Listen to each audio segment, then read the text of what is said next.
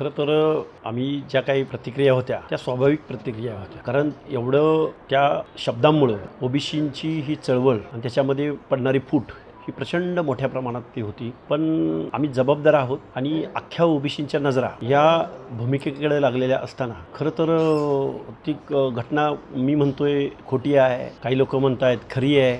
ती खरी खोटी तो विषय पुढचा आहे, पण या गोष्टीमुळं अशा गोष्टीमुळं ओबीसीची चळवळ डॅमेज होईल याचीही आम्हाला जाणीव आहे. त्यामुळे आम्ही इथून पुढच्या कालावधीमध्ये ओबीसीची लढाई पुढं कशी घेऊन जाता येईल, ओबीसीचे प्रश्न कसे सोडवता येतील या दृष्टिकोनातून आम्ही आमच्यात खरं तर तसं मतभेद वगैरे असू शकतात. या तर ओबीसीमधल्या 400-450 जाती उपजातीसह आहेत. एवढ्या सगळ्या लोकांचं एकत्रीकरण करत असताना जबाबदारीनं पुढं गेलं पाहिजे ही आमची आजची भूमिका आहे. बैठकीमध्ये आपल्या आंदोलनाची पुढची रूपरेषा काय असेल, पंचायत राजमध्ये आपलं नक्की काय होणार आहे. कुणबी सर्टिफिकेटचा सुळसुळाट गावोगावी झालेला आहे. मग आता लढाई Kunbi certificate, bogus Kunbi certificate विरुद्ध ओबीसी, ओबीसी विरुद्ध ओबीसी का कुणबी विरुद्ध कुणबी, म्हणजे बोगस कुणबी विरुद्ध बोगस कुणबी, म्हणजे कशा पद्धतीने पंचायत राजमधलं प्रतिनिधित्व ओबीसीचं संपणार आहे या वास्तव परिस्थितीवरती आम्ही आजच्या बैठकीमध्ये चर्चा करणार आहोत आणि आंदोलनाची रूपरेषा ठरवणार आहोत. हे बघा, मी स्टेट बॅकवर्ड कमिशनचा एक्स मेंबर आहे, माझी सदस्य आहे. या नव्यानं जाती इन्क्ल्यूड झालेल्या नाहीत, तर ओबीसीमधल्याच अनेक जातींच्या उपजाती,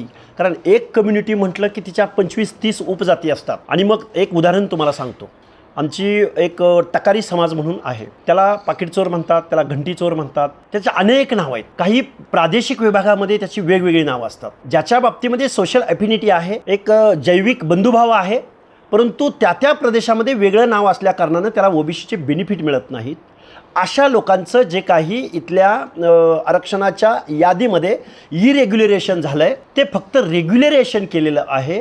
यामध्ये नव्यानं कुठल्याही जातीचं एकदम नव्यानं डायरेक्ट ओबीसीमधलं इन्क्ल्युजन नाही. हे जबाबदारीनं मी महाराष्ट्रासमोर सांगतोय, महाराष्ट्रासमोर मांडतोय. आणि हे अचानक कुठल्या पुढाऱ्याच्या, कुठल्या आमदाराच्या सांगण्यावरून झालं नाही. स्टेट बॅकवर्ड कमिशनच्या प्रत्येक प्रशासकीय विभागाच्या कमिट्या बनलेल्या असतात, त्या फील्डवरती जातात, त्या तिथला अभ्यास करतात, शासन प्रशासनाचे रिमार्क्स घेतात, त्यांचं लिटरेचर तपासलं जातं, त्यांचं सोशल सगळ्या बॅकवर्डनेस तपासला जातो आणि त्यांची जी काही मागणी आहे ती व्हॅलिड काही इनव्हॅलिड हे पाहिलं जातं आणि मग ती शासनाकडे शिफारस होते आणि मग शासन त्याची अंमलबजावणी करते. जसं महाराष्ट्रातले काही गोष्टी इरेग्युलर असतील तर त्याला state backward commission of Maharashtra असतं, आणि जर केंद्रातल्या काही इरेग्युलर गोष्टी असतील तर त्याच्यासाठी राष्ट्रीय मागासवर्ग आयोग व्हॅलिड करतो. त्यामुळं नव्यानं यामध्ये काहीही नाही. त्यामुळं महाराष्ट्रातल्या ओबीसीमध्ये भ्रम पैदा करण्याच्या फंदात कुणीही पडू नये. नवनाथाबा वाघमारे आणि लक्ष्मण हाके यांच्यामधले असे कुठलेही मतभेद नव्हते, नाहीत आणि असायचा प्रश्न नाही. आणि जरी असलेच मतभेद तर सार्वजनिक ठिकाणी आम्ही बोलण्या एवढे आम्ही बेजबाबदार पण नाही आहोत. त्यामुळं आम्ही दोघं कोण आहोत? आम्ही कुठल्या आमदाराची खासदाराची पोरं आहोत का? आम्ही कुठल्या पक्षाचे प्रतिनिधी आहोत का? आम्ही कुठल्या आजीमाजी, आम्ही कुठल्या खूप मोठ्या पक्षाच्या अजेंड्यावर काम करत आहोत का? नाही.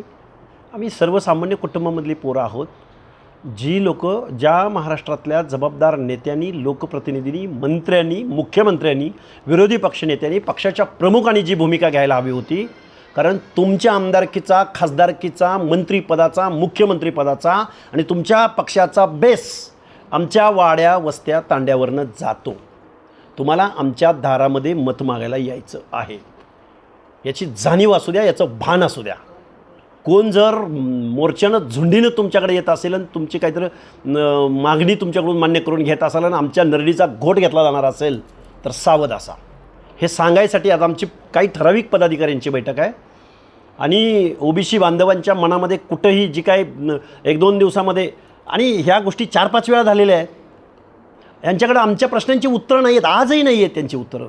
माझं सकाळचं स्टेटमेंट आहे, सकाळी 6 वाजता मी म्हटलो आहे की जरांगेंची गोरगरिबाची भाषा अपिलिंग भाषा आहे, पण त्याला ओबीसी जबाबदार आहेत असं म्हणत असेल तर ते 100% चूक आहे.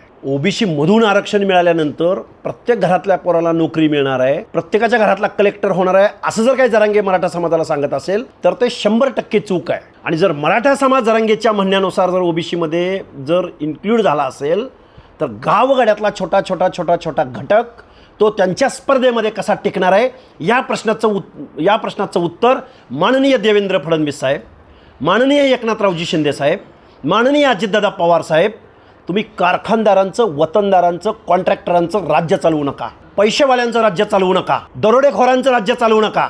या महाराष्ट्राच्या समाजव्यवस्थेमध्ये राहणाऱ्या 50 ते 60% ओबीसी, भटक्या जाती जमातीच्या हिताचं संरक्षण करा. तुम्ही जी शपथ घेऊन त्या पदावर पोहोचलाय, महाराष्ट्राच्या एकतेची, अखंडतेची, एखाद्या कम्युनिटीबद्दल ममत्व भाव बाळगणार नाही, अपपरभाव बाळगणार नाही, म्हणून तुम्ही संविधानाची शपथ घेतली. त्या संविधानाची आठवण मी आज तुम्हाला करून देतोय. कोण झुंडीनं आला म्हणून गावगाड्यातला मायक्रोतला मायक्रो घटक, त्याचं जर आरक्षण इथलं संपलं जाणार असेल तर तुम्ही त्या शपथेचा भंग करताय, तुम्ही बेजबाबदार वागताय. आज एक समिती गठीत झाल्याचं मी ऐकलं. का हो, तुम्ही आमच्या ओबीसीच्या भटक्यांच्या प्रश्नावरती वर्ष भटक्याला कास्ट सर्टिफिकेट भेटत नाही. ओबीसी मधल्या एखाद्या बांधवाला कास्ट सर्टिफिकेट काढायचं म्हणलं, व्हॅलिड करायचं म्हणलं, वर्ष 2-2 वर्ष जातात. त्याच्यावर तुमची आजपर्यंत एकही समिती गठीत झाली नाही. तुम्ही शिंदे समिती नेमता, तिला मुदतवाढ देता, बोगस सर्टिफिकेट वाटता, शासनातर्फे टेबल लावले जातात. हे न्यायाचं राज्य आहे. सर्टिफिकेट मागणी केली जाते, कागदपत्रांची पडताळणी केली जाते, मग सर्टिफिकेट इश्यू होतं आणि इश्यू झालेलं सर्टिफिकेट व्हॅलिड का इनव्हॅलिड बघण्यासाठी एक स्वायत्त संस्था असते. त्याच्यामध्ये कुठल्याही शासन, प्रशासन, लोकप्रतिनिधीचा इंटरफेरन्स त्याच्यात चालत नाही. त्याच्यामध्ये आम्ही सर्टिफिकेट वाटली, आम्ही लाखो वाटली, आम्ही शिंदे समिती, काय चाललंय? असं असू शकतं? हे माझ्या ओबीसी बांधवांना आम्ही समजावून सांगणार आहोत.